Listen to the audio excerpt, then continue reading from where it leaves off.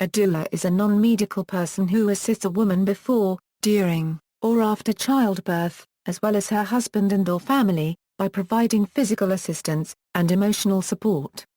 The provision of continuous support during labor, which may be provided by doulas, nurses, family, friends, etc., is associated with improved maternal and fetal health and a variety of other benefits. Additionally, a doula is sometimes hired to work with families beyond the postpartum stages, providing continued physical and emotional support, for as long as needed. Certification and training is offered to doulas, though there is no oversight to their practice and the title can be used by anyone. The goal of a doula is to ensure the mother and her partner feel safe and confident before, during, and after delivery. Doulas can be controversial within medical settings due to a lack of formal medical education when a discussion regarding medical interventions in labor versus pursuing natural childbirth without an epidural or caesarean section arises. However, the role of the doula is not to offer medical advice. Sometimes the term doula can also refer to a non-medical person who assists critically ill elderly people. History and etymology. The term doula was first used in a 1969 anthropological study conducted by Dana Raphael. Raphael suggested it was a widespread practice that a female of the same species be part of childbirth, and in human societies this was traditionally a role occupied by a family member or friend whose presence contributed to successful long-term breastfeeding. Raphael's derivation of the term is not clear, only describing it as coming from Aristotle's time, and is defined as an ancient Greek word "iii" meaning female slave. Marshall Krauss and John Kennell, who conducted clinical trials on the medical outcomes of doula-attended births, adopted the term to refer to a person providing labor support. In 1992, Doulas of North America, one of the first doula training and certifying organizations, was founded. By 1994, Doula had certified 750 doulas and 10 years later that number reached 5,842. The increase reflects the emerging popularity of the role. Between 1992 and 2004, Doula has provided training to approximately 25,000 people. Types of support. The overall goal of a doula is for the mother to feel safe and comfortable, enhancing the goal of doctors and nurses, which is to ensure a safe delivery for mother and child. Doulas have no clinical role, duties or decision-making, deferring instead to nurses or doctors. Birth. A birth doula is also called a labor doula. The kinds of support provided during childbirth may include physical assistance and comfort, emotional support, and acting as an advocate for the woman undergoing childbirth. Doulas may also be involved during pregnancy and after birth.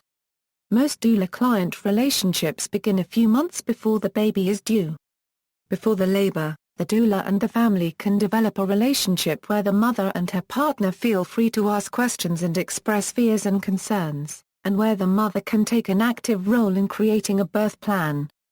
Continuity of support by the same person is thought to be an important aspect of the relationship between doula and mother. Doulas may be found in hospital or community-based programs as well as private practice and may be reimbursed by insurance companies or out of pocket by clients. Because insurance companies typically do not cover the cost of hiring a doula, they are more popular among middle and upper-class parents. Postpartum doulas provide help and support in the first weeks after becoming a mother. The same person often provides both birth doula and postpartum doula services. They may provide physical support, such as meal preparation and light household tidying, or fill in when a new mother needs a break. They also provide emotional support and companionship by encouraging a mother when she might be feeling overwhelmed.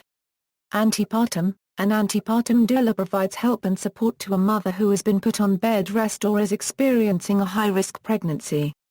Emotional, physical and practical support can be provided by an antepartum doula in these circumstances. Family life. A family life doula provides help and support to an entire family. Occasionally confused with nannies, family life doulas are ongoing, long-term sources of support within a family structure. They fulfill tasks similar to those of postpartum doulas.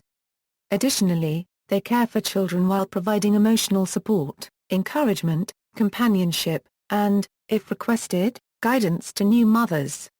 A family life doula can play a key role in lowering a family's stress so parents are able to focus on thriving in their careers while growing together as a parenting team at home. It has also been suggested that doulas or doula-like practitioners may have a role in caring for critically ill adults and geriatric care.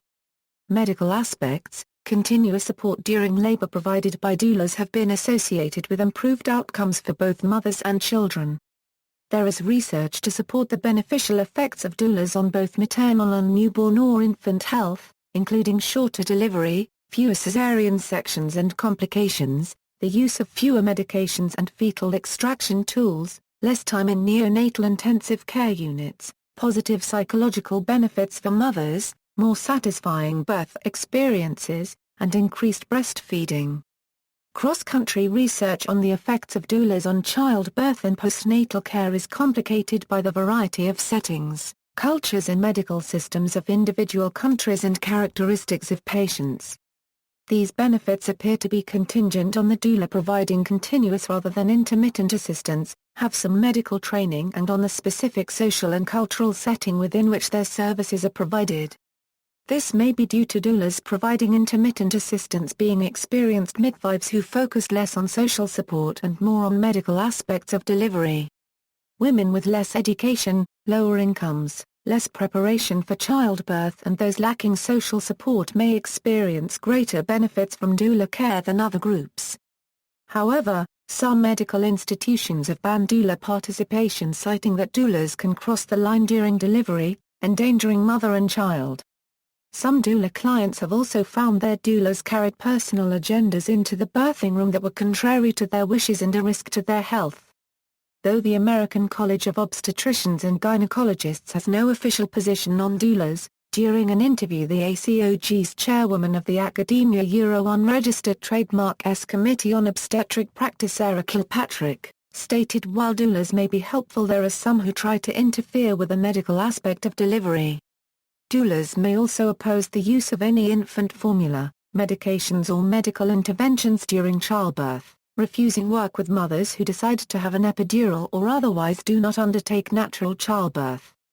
Doulas acting beyond the role of social support and advocacy by providing medical advice should be addressed out of the presence of the patient, and professional associations have policies in place to address such issues. Training and certification. There is a lack of standardization and oversight of doulas, with multiple organizations providing different courses with varying requirements.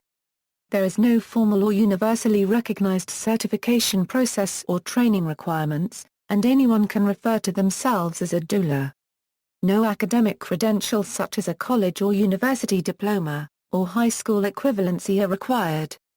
Being a doula does not require any medical training.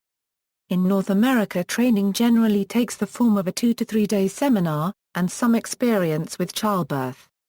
Trainees may have hands-on practice with various techniques used during childbirth, including maternal positions and movements, relaxation and breathing exercises and other measures that could be used for comfort.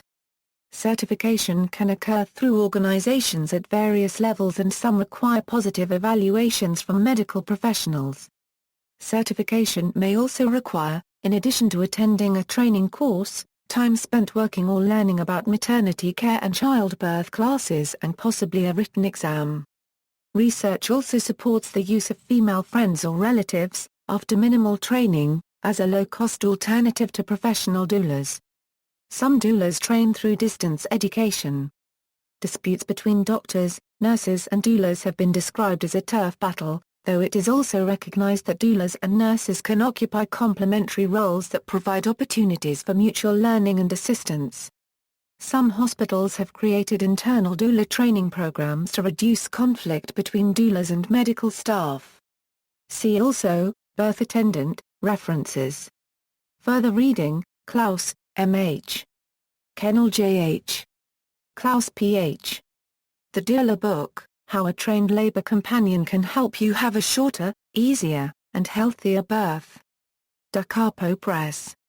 ISBN 073820609-1. External links, video on doulas from the University of Wisconsin School of Medicine and Public Health.